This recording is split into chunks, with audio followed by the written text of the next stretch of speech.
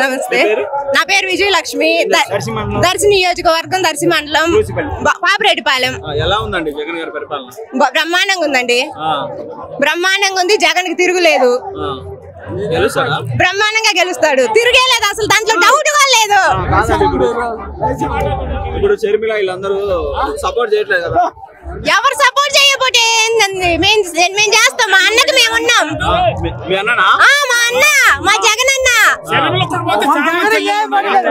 మా జగన్ అన్న, మా శివప్రసాద్ రెడ్డికి మా ఓటు.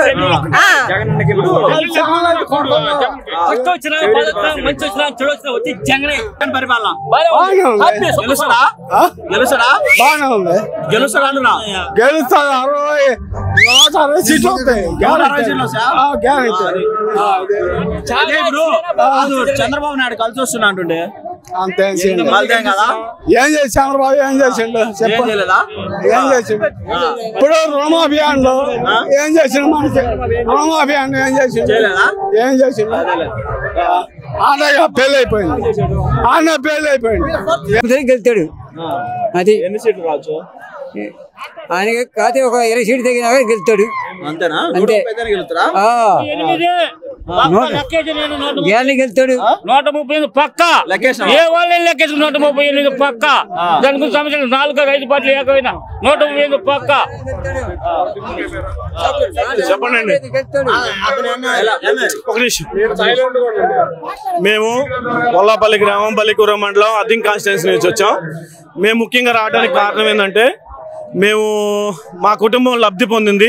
మా అమ్మగారు బ్రెస్ట్ క్యాన్సర్తో బాధపడుతుంటే అమెరికన్ ఆంకాలజీ హాస్పిటల్ తీసుకువెళ్తే ఆరోగ్యశ్రీ వచ్చిద్దమ్మా, మీకు దీనికి ఎలిజిబిలిటీ ఉందని చెప్పి కీమోథెరపీ అయితేనేమి, ఆపరేషన్స్ అయితేనేమి ఉచితంగా చేసి, ప్లస్ దానికి తోడు నెల 5,000 రూపాయలు, ప్రతి కీమోథెరపీకి 5,000 రూపాయలు జగన్మోహన్ రెడ్డి గారు మా అకౌంట్లో వేశారు. ఎందుకంటే కొంచెం వాళ్ళు వర్క్ చేయలేరు, లేకపోతే ఇవన్నీ దాని సంఘీభావం తెలుపుతూ వచ్చాము.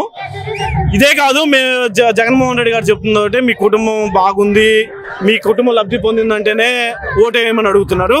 చివరిగా ఓటే చెప్తున్నాం, ఇక్కడ పద్మవ్యూహంలో చిక్కుకోవడానికి ఇక్కడ ఉన్నది అభిమన్యుడు కాదు, అర్జునుడు అంతే. జై జగన్, జోహార్ వైఎస్ఆర్. పనిరెడ్డి చెప్పండి. కలిసి వస్తున్నారు కదా? ఈ ప్రాబ్లం ఏం లేదండి, జనాలు మంచి చేసిన వాళ్ళనే గుర్తుపెట్టుకుంటారు. జనాలు అంత తెలివి తెక్కల వాళ్ళు అయితే కాదు. 2014లో కూడా అలా ముగ్గురు కలిసే వచ్చారు. ఏమవుతుంది, వాళ్ళ మేనిఫెస్టోని మన మేనిఫెస్టోని, వైసీపీ మేనిఫెస్టోని పక్కన పెట్టుకుంటే ఏం చేశారో ఏంటనేది జనాలకు తెలిసింది. లేకపోతే ఇంతమంది క్రౌడ్ ఎందుకు వస్తారండి? ఎలక్షన్ తొందరగా రాబోతుంది, మేము కూడా ఆతృతంగా వెయిట్ చేయబోతున్నాం. జగన్ కి సంఘీభావం తెలపడానికి వచ్చాం. ఎప్పుడైతే ఎలక్షన్స్ వస్తే నోటిఫికేషన్ రేపు వచ్చినా ఎల్లుండి వచ్చినా మేము సిద్ధంగా ఉన్నాం. మా నాయకుడు సిద్ధంగా ఉన్నాడు, వాళ్ళు సిద్ధంగా ఉన్నారో లేదో కనుక్కోండి అంతే.